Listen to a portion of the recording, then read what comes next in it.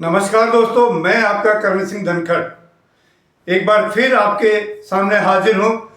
रोहतक सन city के अंदर निगम की ज़मीनों पर हो रही धांधली और भूमाफिया के द्वारा किए जा रहे कब्जों पर नए अपडेट लेकर तो आप लोगों को मैं पहले एक 1.5 मिनट की वीडियो दिखाता हूँ और फिर आगे की बात करेंगे।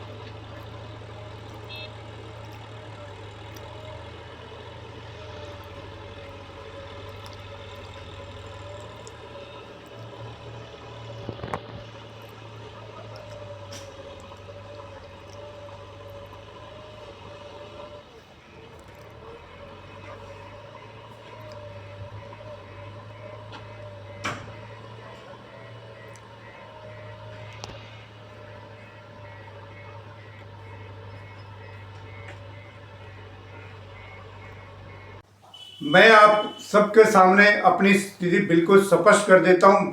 मैं किसी भी निजी आदमी की ज़मीन की बात नहीं कर रहा हूं, मैं सिर्फ सरकारी ज़मीन की बात कर रहा हूं जो कि निगम की ज़मीन है और हथियार जिसके पास है। कुछ लोगों की बात आई थी कि रजिस्ट्री ये हमारे पास, तो वो रजिस्ट्रियाँ कैसी हो उस पर बात करेंगे कल। डिटेल में खुलकर बात होगी कि क्या स्टेटस है और किसके पास किस तरह का मालिकाना हक है, इस पर भी बात होगी। अधिकारियों से भी जवाब मांगा जाएगा। यहां मैं एक बात और आप लोगों को बता दूं कि ये जो जमीनों पर जिस तरह से कब्जे हो, ये सिर्फ रोहतक की बात नहीं है। पूरे हरियाणा में इस तरह से सरकारी जमीनों पर कब्जे हो रहे हैं और सरकार और सरकारी अधिकारी जानबूझकर आंखें बंद करके जो है ना, आंख बंद करके बैठे हैं, कानों में तेल डालकर बैठे हैं। मैं इस विषय पर सरकार से और सरकारी अधिकारियों से एक बात कहना चाहता हूं कि जहां जहां भी सरकारी जमीनें हैं वहां पर सरकारी जमीन होने के बोर्ड क्यों नहीं लगाए जाते?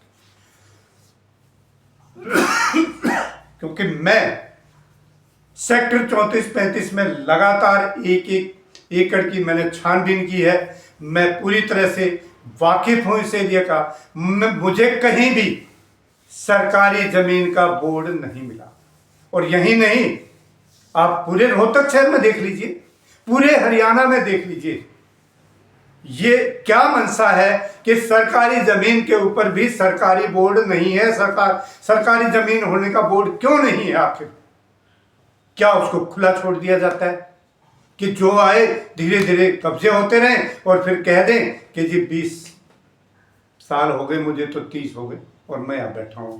तो आप लोगों ने ये तो देख ही लिया कि किस तरह से दिन और रात इतने सारे बुलडोजर लगा के जमीनों को साफ किया जा रहा है। ये चोरी छुपे जो काम हो रहा है। अगर आपकी जमीनें हैं, भैया कोई अब ये कहता कि मेरी जमीन, आपकी जमीन है तो सरेआम खुले कागज देके सरकारी अधिकारियों को दिखाइए और जनता को भी दिखाइए और अपनी जमीन साफ कराइए। आप वहां पर डीटीपी से प्लान पास करवाइए और कोठी बनाइए। आपको रोकता कौन है? तो मैं आप सभी लोगों को ये अपडेट देने आया था कि अभी भी दिन रात जो है वहां पर जेसीबी चल रहे हैं और सरकार आंख बंद करके कानों में तेल डाल करके सो रही है।